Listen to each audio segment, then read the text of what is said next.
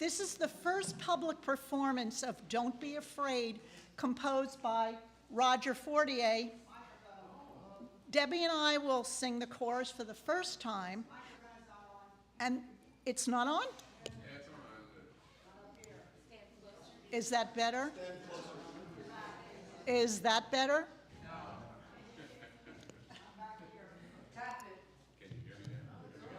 It's on.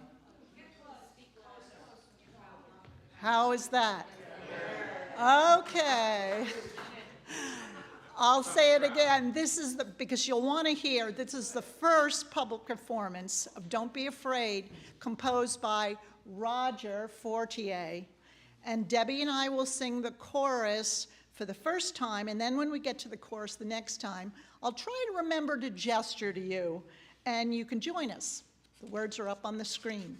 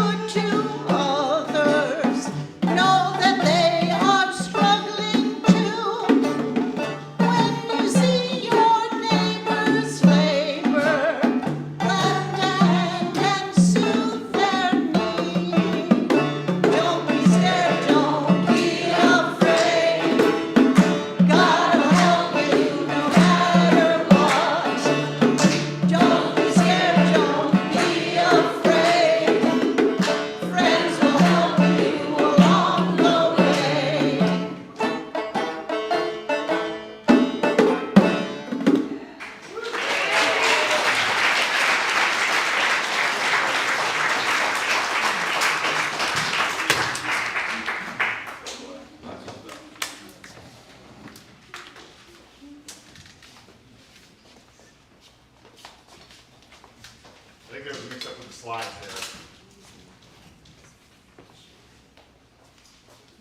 I think this will work.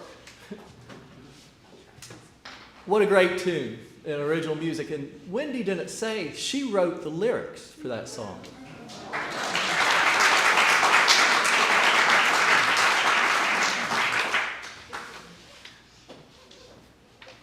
My name is Tim Conroy, and I welcome everybody to Faith United Church of Christ. Let this service begin with a prayer. It's going to be my prayer. Dear eternal poet, may I find the words today, laugh at my mistakes, and stay in the moment without anxiety or stress so I can hear these poems and songs and be struck by those who try to illuminate our humanity. Postscript for the prayer. The poet of our creation, I'd appreciate it if you would make me funny and smart for the next hour. I think I hear Natalie mumble, "Tim believes in miracles." I thought about wearing a robe today, but my bathrobe just did not seem appropriate. A special welcome to Ron and Kim, my friends from South Carolina, who were so nice to come, and other visitors we have with us today, whether in person or online. If you're visiting with us in person today, and if you're interested in getting to know this crazy, wonderful group of people, please sign our visitor's log in the gathering space out front by the doors. And you can have access to our newsletter. And we'll keep you posted about all the things we do in this church as a congregation. And I'm so proud to be part of.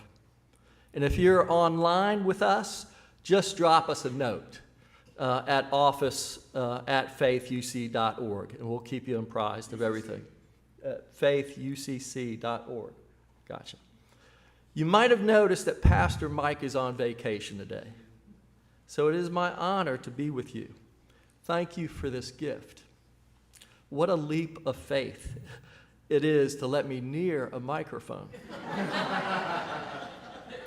But this congregation is a leap of faith type congregation. We will read and share a few poems later in the service, but first, please join me in our gathering litany.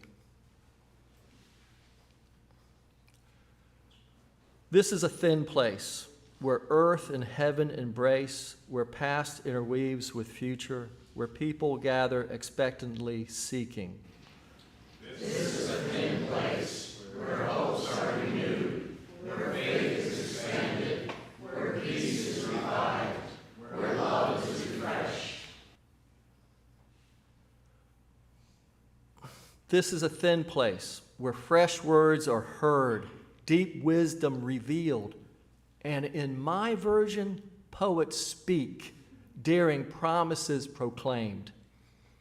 This is a thin place where God who shaped us, the Christ who calls us, and the Spirit who inspires us, walk among us, full of truth.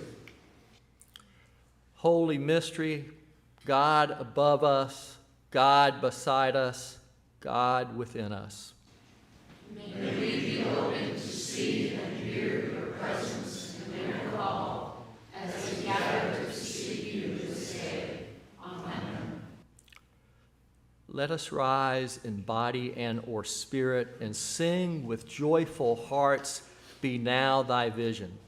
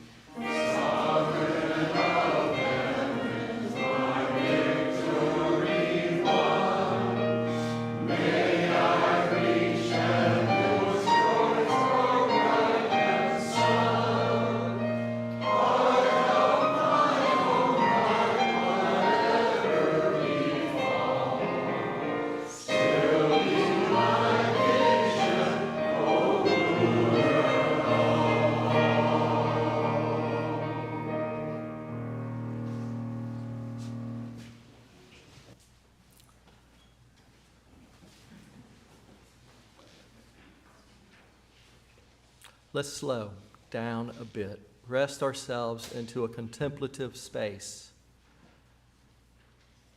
Let's breathe deeply and commune with the cosmic poet and enter an intentional moment to feel the pulse of the world with the help of a video from the work of the people.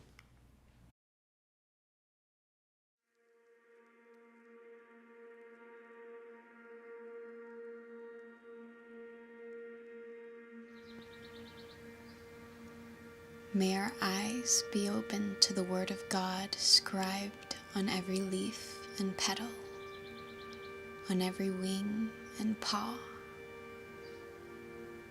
As the seasons unfold in their vibrant dance of change, may we hear the call from their pages to blossom forth, to bear fruit, to surrender and yield, to rest into mystery. Let the journey of caterpillar to moth teach you the path of transformation. Let the patience of mountains and singing of stones give guidance for what it means to endure. Let the rise and fall of the sun and moon circling the blue tiled sky teach you about journeys to fullness and to rest and release.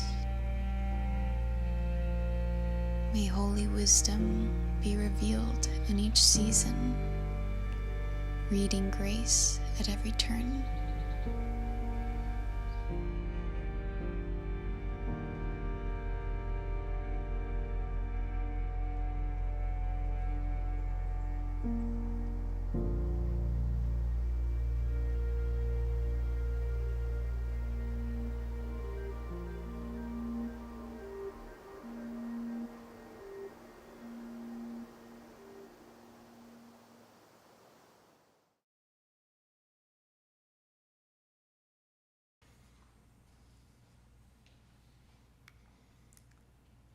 We have some special music by vocal solo sung by Michelle, accompanied by Mark, "Oh Love," and it's beautiful.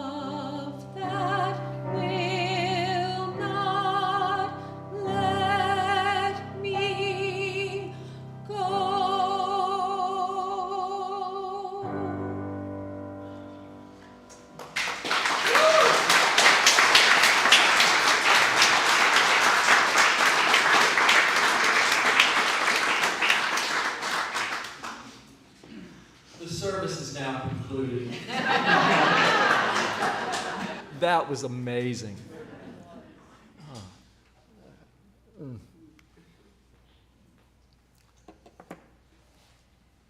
So how many actually knew there was going to be a poetry sermon today?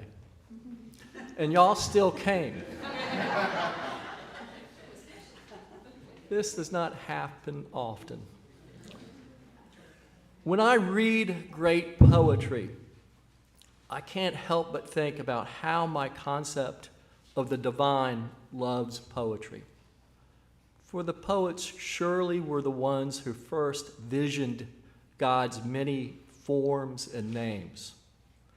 Dave Lucas, the poet laureate of Ohio, wrote in his essay, "Poetry is making." As the ancient Greek word poiesis reminds us, if the scale of its creation is smaller, its concerns are nothing less than the cosmos. Today, at the Coffee House Church of Poetry, I say our lives are the elements of a poem of an unknown length. God, the mystery, loves poetry because we perceive the divine as the metaphor within and around, from the beginning to the end. Our souls surge with mystery when we hear the poetry that was meant for us. Close your eyes or keep them open. But listen to the words in their rhythm and experience breath and sound and choice, and note the illusions and marvel at the language that transfers abstractions to objects. Listen for the poem's line breaks and how the poet keeps the poem flowing downstream with pace. How does the poem open your senses? Why does the poem work? Or why doesn't it work for you? It helps me to think of poetry as types of music. Poetry can be country, jazz, bluegrass, classical, pop, hip-hop, or rap, and can be narrative, prose, lyric, free verse, metrical, with infinite forms and rhyme schemes. I encourage you to discover the poems that play the music you love. Some people ask me how one should respond to poetry. And I tell them sometimes I don't react at all to take it in deeply.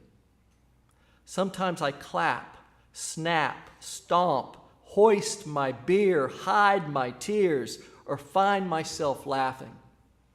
How do you respond to poetry? You respond to poetry with an open heart.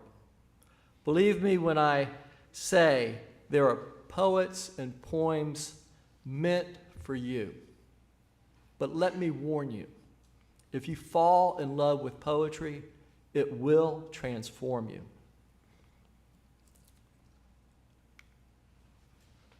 We begin our poetic journey with one of the most lyrical sections of the Bible read by Michelle.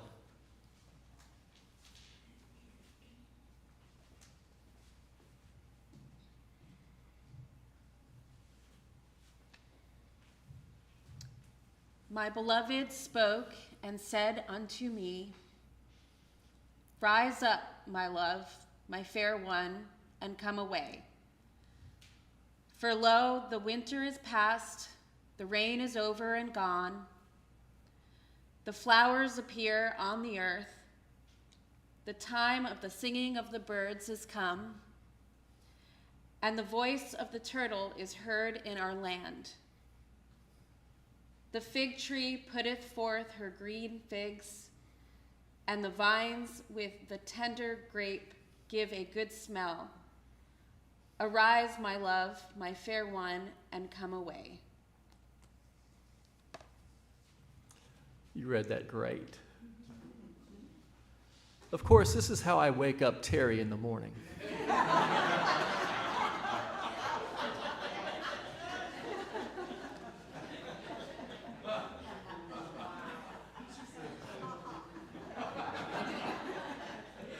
I love the poet who searches to find the one word or image that fits and doesn't settle for perfect, but goes beyond perfect to something that shakes you like truth.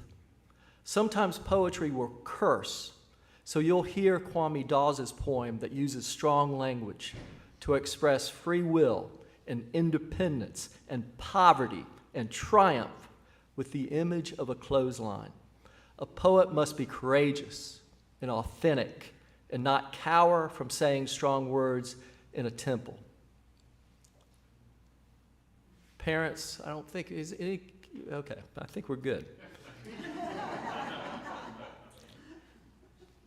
This next poem is hard to see on the screen, so I apologize, but I'm going to read it and I think you'll get it.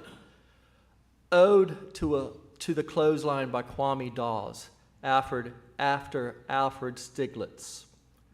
Not so much the missing of things, but the nostalgia of colors, their music, the ordinary revelation of a family's life caught in the flop and dance, a jig, if you will, of their layers, outer and inner skins, the secret things so close to the body, the taste, the salt and sweet of blood, and shit and piss, and then rinsed and scrubbed, leaving beneath the astringent scent of soap a musky marker of self for strays to smell or imagine as they walk past the parade of the living on taut lines, propped by poles with nails for a hook, above the startling green of grass and hedge, the bare-faced concrete steps, the sky inscrutable as a wall.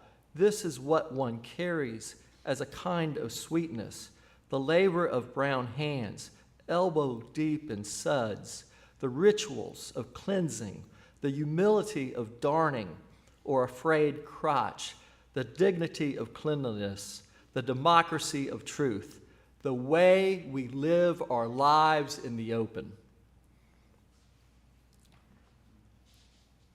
Peter will read the next selection, and I'll make some comments afterwards.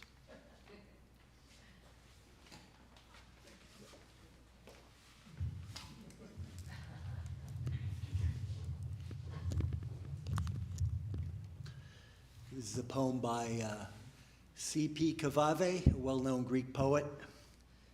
And in Italian, his title is Che fece il gran rifiuto. To certain people, there comes a day when they must say the great yes or the great no. He who has the yes ready within him reveals himself at once, and saying it, he crosses over to the path of honor and his own convictions. He who refuses does not repent. Should he be asked again, he would say no again. And yet that no, the right no, crushes him for the rest of his life.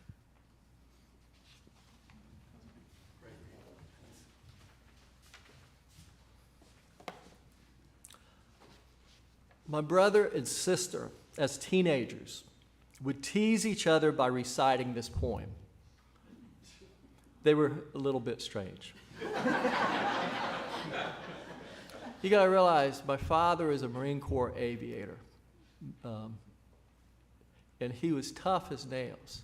So Pat, being a teenager, rebelling against my father, I guess in a way, psychologically, you could understand what could piss off a military fighter pilot more than a son wanting to be a poet?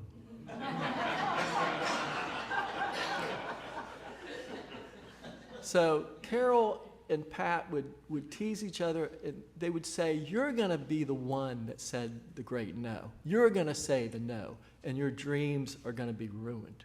Your desire to be a poet is going to be crushed because you don't have conviction. Well, the truth is, Pat and Carol had conviction. They knew what they wanted to do. Carol would go on, publish a couple poems in the Paris Review pretty early. Her collection would be published by Norton, a fabulous Big Five publishing company. And Pat would go on. He would eventually give up writing poetry. He'd realized he wasn't going to be able to do that, but he would go on and find his conviction to become a writer. I, however, said no. I said no to my desire to write.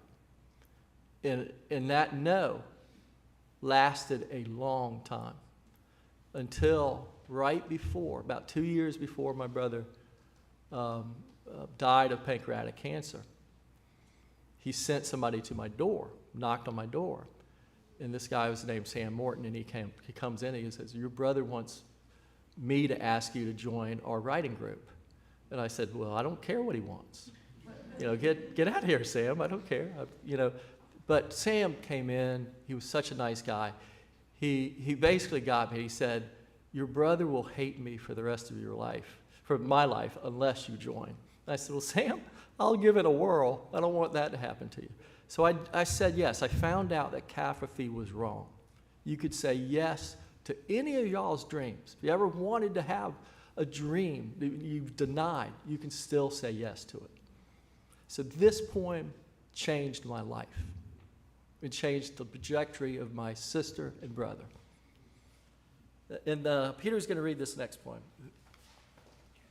Oh, I'm sorry. I got one more thing to say. Just because I added this slide at the last minute, it's sort of, to me, it illustrates how much he wanted to be a poet. And read how frustrated he sounds in this. I'll read it. This is Pat writing in a notebook. "I turned to poetry, and for the next year, I ground out poem after poem. They rolled off the beltway like doomed Etzels, shimmering with adjectives, golden with metaphor, moist with youth like embryos, like babies glistening on birthing tables. All this time, I was desperate to find out how a young writer begins his career.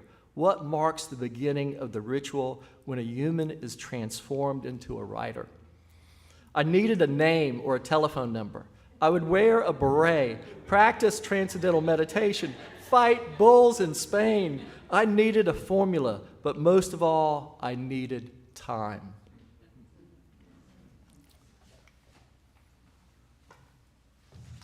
Thank you, Tim. Yeah, that's tough to follow. This is more of a poem in a similar vein, but of more of a personal sexual liberation from an excerpt from A Song of Myself from Walt Whitman. "You see, I resign myself to you also. I guess what you mean. I behold from the beach your crooked, inviting fingers. I believe you refuse to go back without feeling of me. We must have a turn together. I undress. Hurry me out of sight of the land. Cushion me, rock me in billowy drowse. Dash me with amorous wet. I can repay you."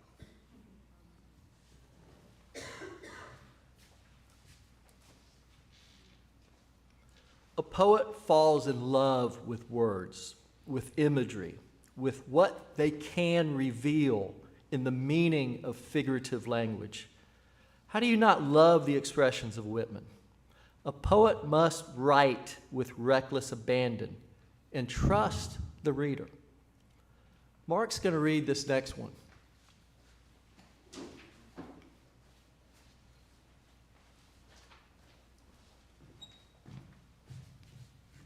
This is Ask Me by William Stafford. Sometime when the river is ice, ask me. Mistakes I've made. Ask me whether what I have done is my life. Others have come in their slow way into my thought, and some have tried to help or to hurt. Ask me what difference their strongest love or hate has made. I will listen to what you say. You and I can turn and look at the silent river and wait. We know the current is there, hidden, and there are comings and goings from miles away that hold the stillness exactly before us. What the river says, that is what I say.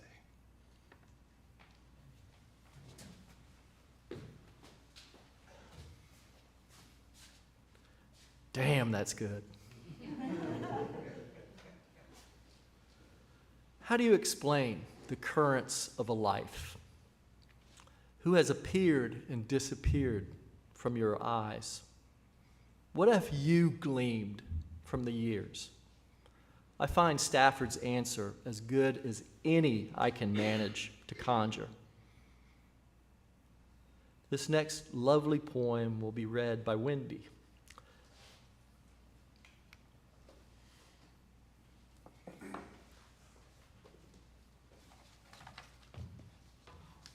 A Violin at Dusk.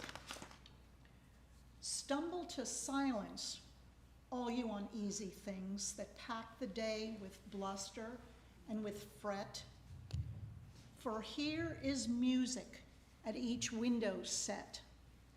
Here is a cup which drips with all the springs that ever bud a cowslip flower. A roof to shelter till the argent weathers break. A candle with enough of light to make my courage bright against each dark reproof.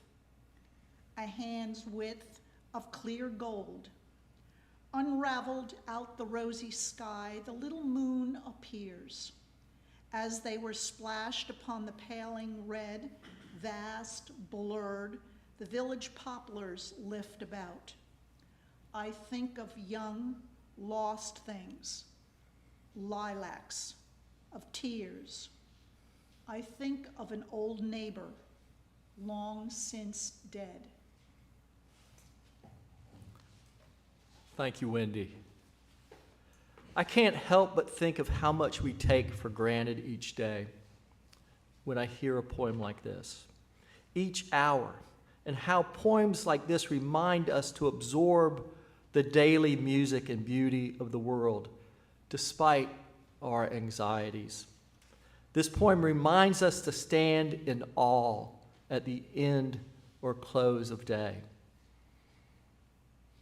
The rhyme scheme in this poem, if you get a chance to look at it online, is beautiful. The next poem will be read by Christine. It's a Mary Oliver poem. She sets the tone of the poem up with a terrific title. And, you know, this is not the poem everybody thinks of with Mary Oliver, the Wild Geese poem, which I love Wild Geese. Let me tell you, the Wild Geese is one of the most meaningful poems to me. My brother called me at a time when I was going through a really hard time, and he read Wild Geese on the phone to me, and I'd never heard it. It was just beautiful. But this poem I hope you like as much. As he said, this is by Mary Oliver. It's called The Vast Ocean Begins just outside the church, the Eucharist. Something has happened to the bread and the wine. They have been blessed. What now? The body leans forward to receive the gift from the priest's hand, then the chalice. They are something else now from what they were before this began. I want to see Jesus, maybe in the clouds or on the shore, just walking, a beautiful man, and clearly someone else besides. On the hard days, I ask myself if I ever will. Also, there are times my body whispers to me that I have.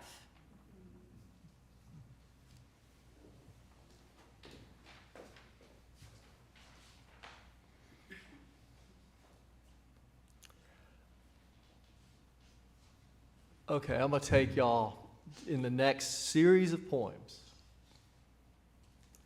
And, please excuse me for doing this. But, this, is a chance for me to reflect, to honor who I think was a fabulous big brother, my brother Pat. And these poems were poems he loved, and poems, we all have done this. When people are seriously ill and they're meeting their last days, you play the songs, the choir comes by and sings the hymns. These were the poems we read to him in his last day. So they have a weight to me, and they have a reason for me. We helped him transition to his end next to a tidal river. Sometimes poems can say what we can't, provide comfort, offer perspective. poetry as an expression of love, grief, and even salvation. Poetry celebrates the loved ones we have lost. So hear these poems not for my brother, but for your siblings, your parents, your loved ones. And let these poems speak to you in mysterious ways. And the next poem will be read by Wendy.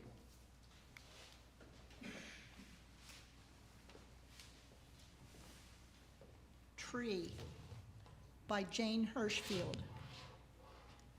It is foolish to let a young redwood grow next to a house.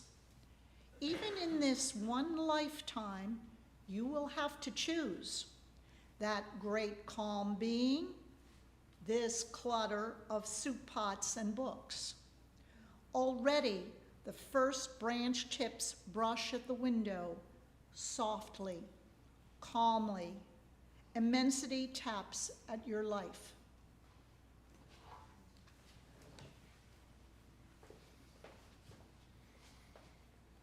What a last line. Softly, calmly, immensely taps at your life. The next poem will be read by Carl. And it's an excerpt of a beautiful section of a poem. And I'll let you introduce it, Carl.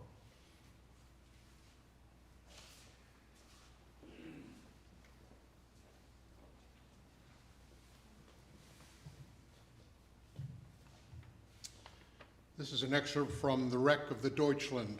I guess you wanted a German to do this. It's by the Jesuit priest and British poet Gerard Manley Hopkins. It is to the happy memory of 5 Franciscan nuns who were exiled by the Falk Laws, who drowned between midnight and morning on the December 7th, 1875. I admire thee, master of the tides, of the yore flood, of the year's fall. The recurve and the recovery of the Gulf's sides, the girth of it and the warmth of it and the wall. Staunching, quenching ocean of a motionable mind, ground of being and granite of it, past all grasp, God, thrown behind death with a sovereignty that heeds but hides, bodes but abides, with a mercy that outrides all the water, an ark.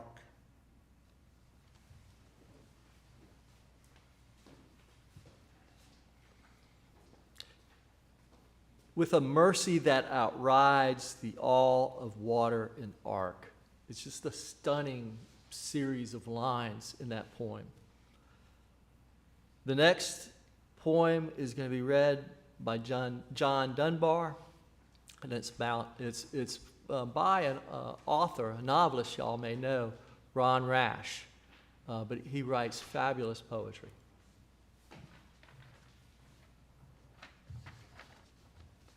The Call by Ron Rash.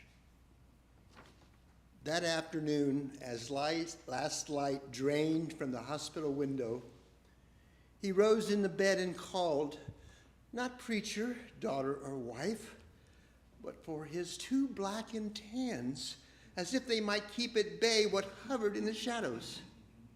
At that moment, miles away, the hounds stirred, lifted their throats, and filled the mountain valley with what near neighbors swore were unearthly howls, cease only when the old man's last breath left, and his dogs sprawled their bellies against the earth and whimpered.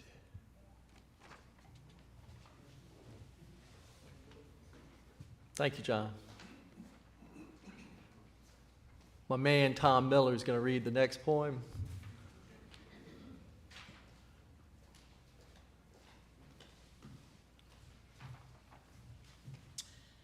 This is an excerpt from The Strength of Fields by James Dickey. The moon lying on the brain, as on the excited sea, as on the strength of fields. Lord, let me shake with purpose. Wild hope can always spring from tended strength. Everything is in that. That and nothing but kindness. More kindness, dear Lord, of the renewing green. That is where it all has to start. With the simplest things. More kindness will do nothing less than save every sleeping one and night walking one of us.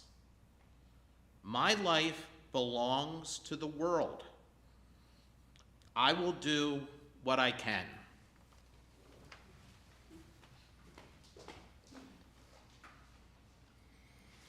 That was the last poem we read to Pat before he departed. It was read by a friend in the room, Ellen Malfris.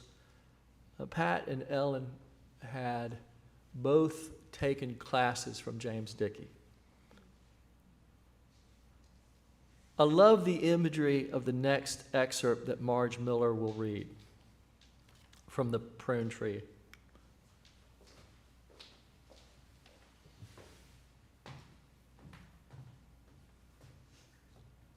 Excerpt from The Pruned Tree by Howard Moss.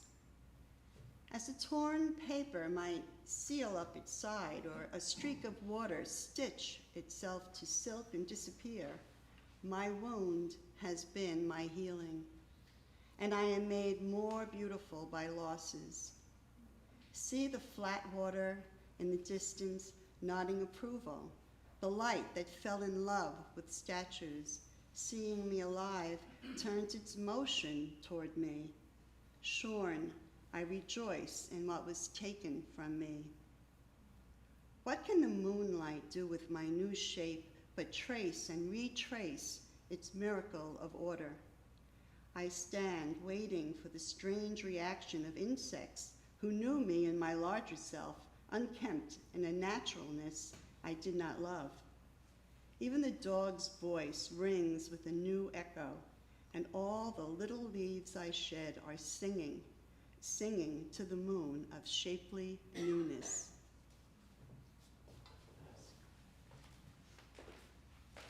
That's great.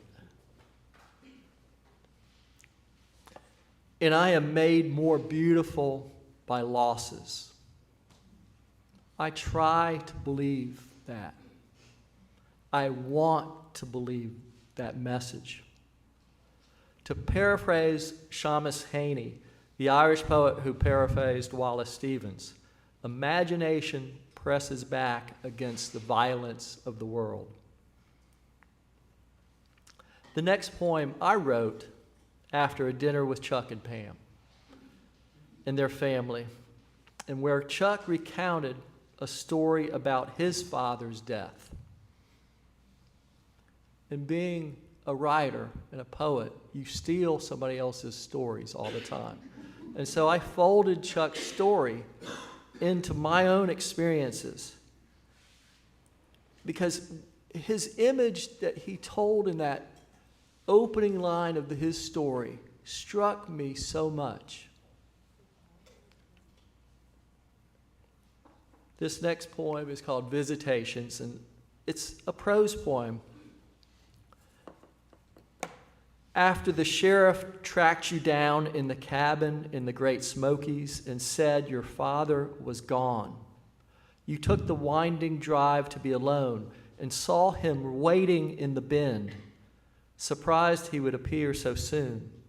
The old buck nodded to tell you what he could never say aloud. You never felt more like a part of him.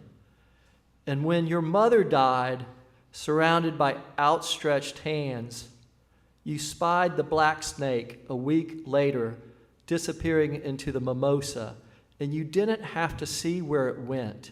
It was enough that it moved silently to do things that a mother must do.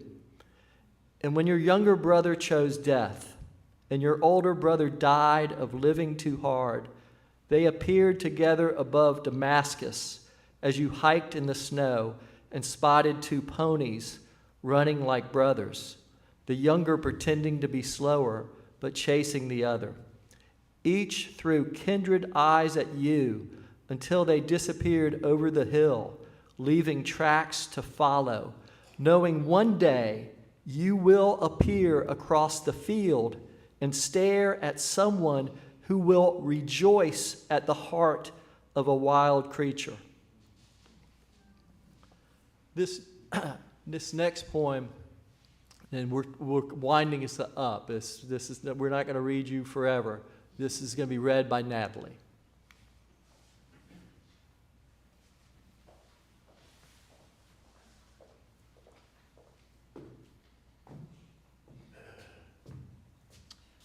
Today I'll use the microphone. You can do it if you need. Can I? Yeah, go ahead. Thank you. Yeah. I need my hands. Yeah. A Prayer by Max Ehrmann. Let me do my work each day, and if the darkened hours of despair overcome me, may I not forget the strength that comforted me in the desolation of other times. May I still remember the bright hours that found me walking over the silent hills of my childhood, or dreaming on the margin of a quiet river when a light glowed within me, and I promised my early God to have courage amid the tempests of the changing years. Spare me from bitterness and from the sharp passions of unguarded moments. May I not forget that poverty and riches are of the Spirit. Though the world knows me not, may my thoughts and actions be such as shall keep me friendly within myself. Lift up my eyes from the earth and let me not forget the uses of the stars. Forbid that I should judge others, lest I condemn myself. Let me not follow the clamor of the world, but walk calmly in my path. Give me a few friends who will love me for what I am, and keep me ever burning before my vagrant steps that the kindly light of hope. And though age and infirmity overtake me, I come not within sight of the castles of my dreams, teach me still to be thankful for life and for times old and memories that are good and sweet, and may the evening's twilight find me gentle still.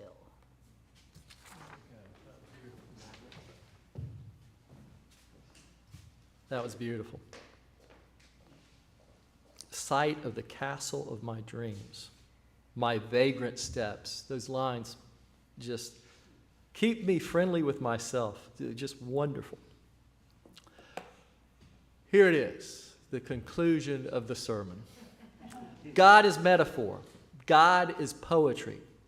God is creation, and for me represents how we struggle to live our lives. Our struggle is written in poetry. My brother Pat said, you try to worship God, and Barry, I think you'll like this. You try to worship God by performing the singularly courageous and impossible favor of knowing yourself. This is why God loves poetry. This is why God is a written poem with lines added every day. Poetry is bringing yourself to the mystery and attempting to express it. If you ever wanted to write, to create art, to play music, to dance, whatever. Don't hold back. Find your conviction. Hoist the coffee. Lift Jesus and the joy. Raise your glass to poetry. And check out these poets at the Back to the Day bookstore or at your library and get their books. It's a world y'all need to get to know if you don't already. I want to thank you for giving me this opportunity. It's a rare thing to be able to do this, and I really appreciate it. If you would, read this last poem together as a congregation. Thank You by Ross Gay.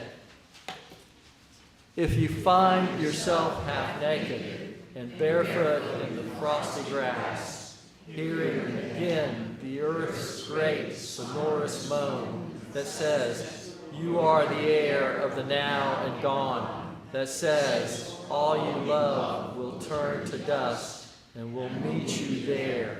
Do not raise your fist. Do not raise your small voice against it. And do not take cover.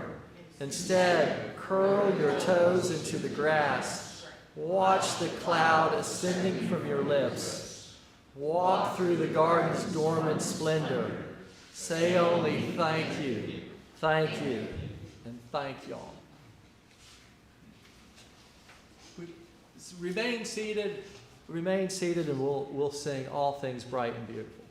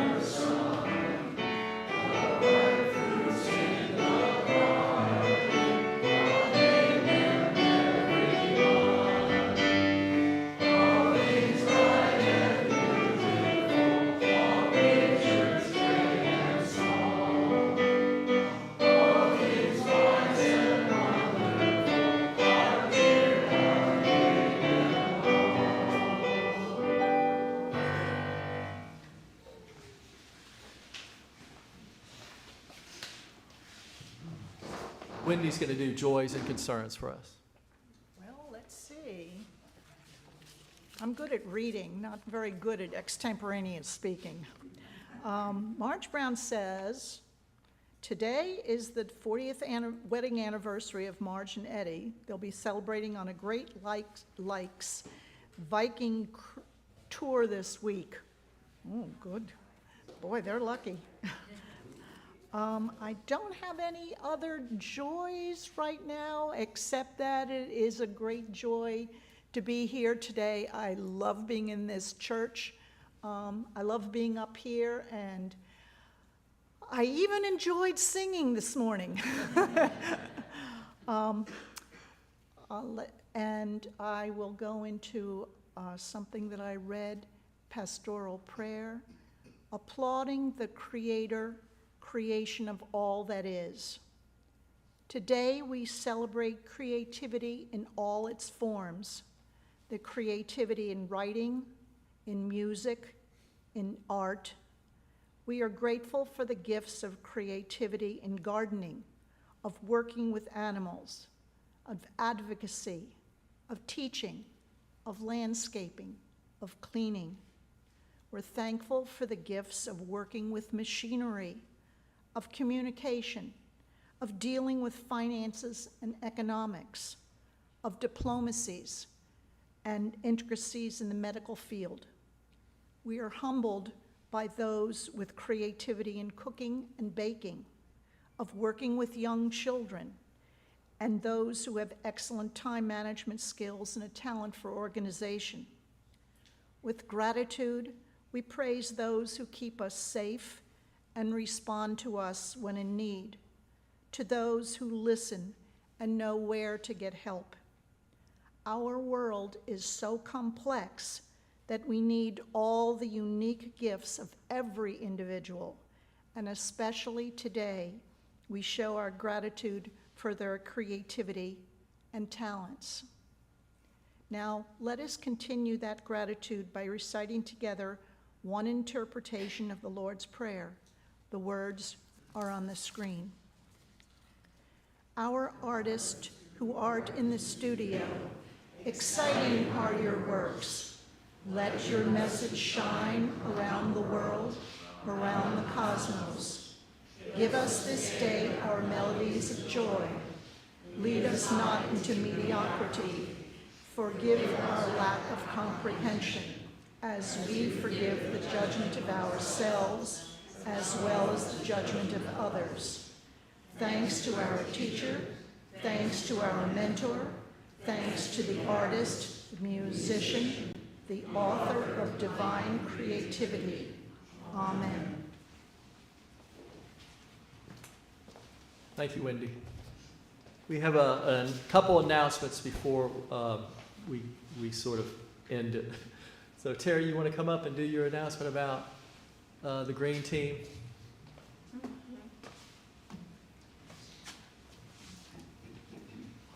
He said I could come up, but I better not take a long time, so I'm gonna go as fast as I can. But It's a poem. I do know. Well, I can't do it. But I do want to say though, I didn't have anything to do with the poetry that Tim chose today, but nature seemed to be all throughout all of the poems that we read. And so, on that theme, the Green Team started this Climate Hope campaign, Hope postcard campaign about a month ago, and it really deals with, and it's a UCC, mothership UCC kind of driven project.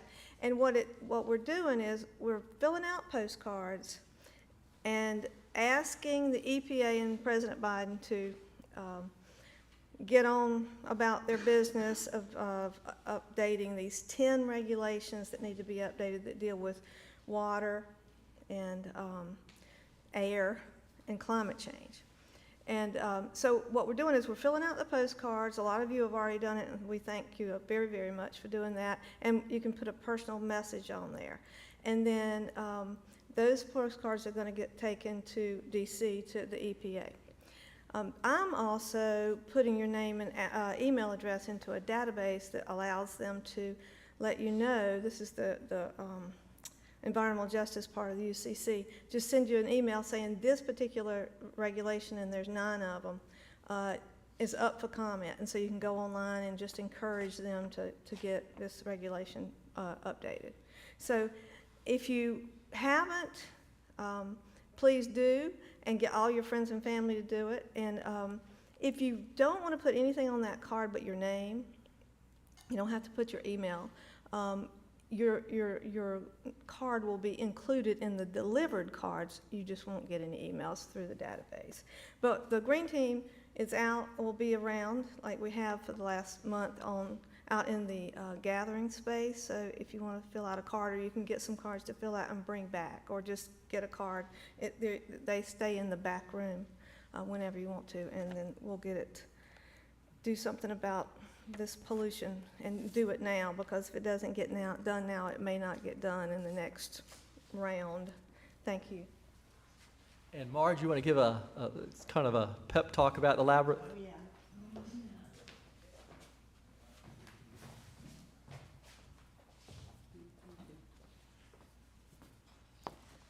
Well, you may have noticed that there is a yellow taped off area outside near the butterfly garden. No, it is not a crime scene, in case you were worried. It is our labyrinth. Yes, you heard me right. It is almost finished, at least the frame of it, its bones. We were blessed this week to have some amazing craftsmen come and create it. Thursday, just this Thursday, a bulldozer came to excavate the diameter. A few of us were here to watch the work begin. Imagine our surprise and total joy when we looked up at the clear blue sky to see a rainbow. Yes, a rainbow. We were thrilled to see this, and we took it as a heavenly sign from God above. It brought us to tears. Then Friday, the next day, Raul and his co-workers showed up and began the laborious process of spreading the crushed concrete and placing the bricks in the circular pattern. Saturday, yesterday, the bricks were cut into the labyrinth pattern. I tell you, it was miraculous. All of this in 3 days. I don't have to tell you how hot it's been, and these two amazing workers, artists, worked all day in the blistering heat to carve out the most beautiful labyrinth we could ever have imagined. Wait till you see it. It's perfect and wonderful. The next phase will be buying the gravel that will fill the paths. And for that, we are appealing to you for donations and to help spread the gravel on a work day.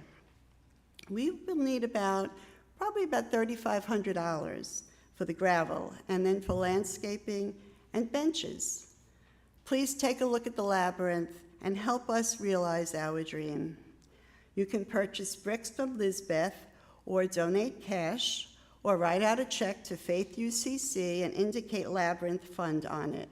You can also donate to the Labyrinth online at faithucc.org and scroll down to Labyrinth Fund and make your donations there.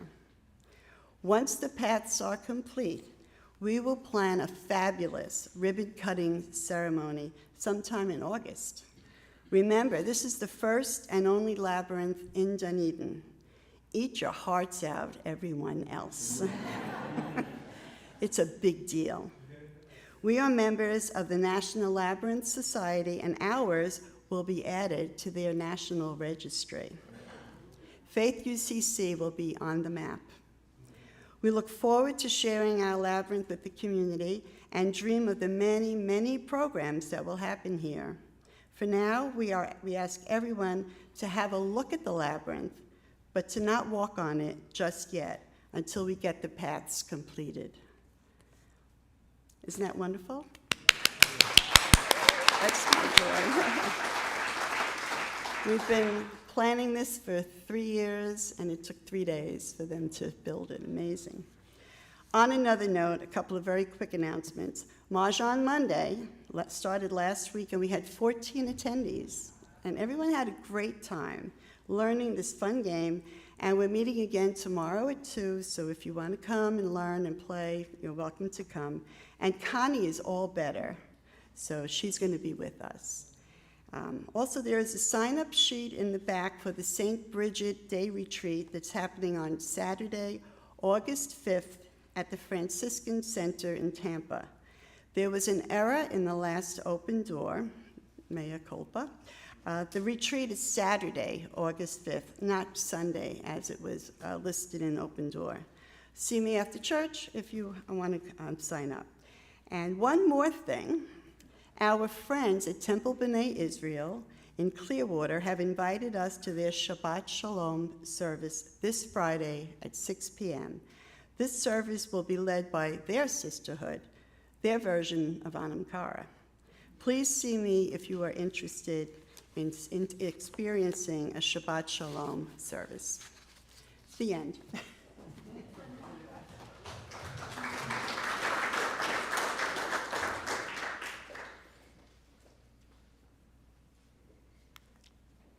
So this is a sort of the invite, the polite invite, the offertory invite. You know, what I love about this church is we place the plates, what's the word? The offering plates at the back of the church, at the back of on the tables in the back, because we know it's a choice, y'all. It's a choice. And if I think Mike has really emphasized how generous you are, and we all appreciate everything you do. And we know you do a million different things, not only with this church, but other things you give to help others. So we appreciate your love and kindness, appreciate your advocacy, and what you do to keep our doors wide open. If you'd like to support us by giving online, we would appreciate it greatly. Just go to our website and click the Give link. I want to thank all the readers today. I want to thank Casey for all the help he gave me during the week. Wendy, Michelle, Mark for helping put this service together. Great love to all of y'all. Thank y'all for coming. And let's sing our way out this week with conviction about peace and poetry.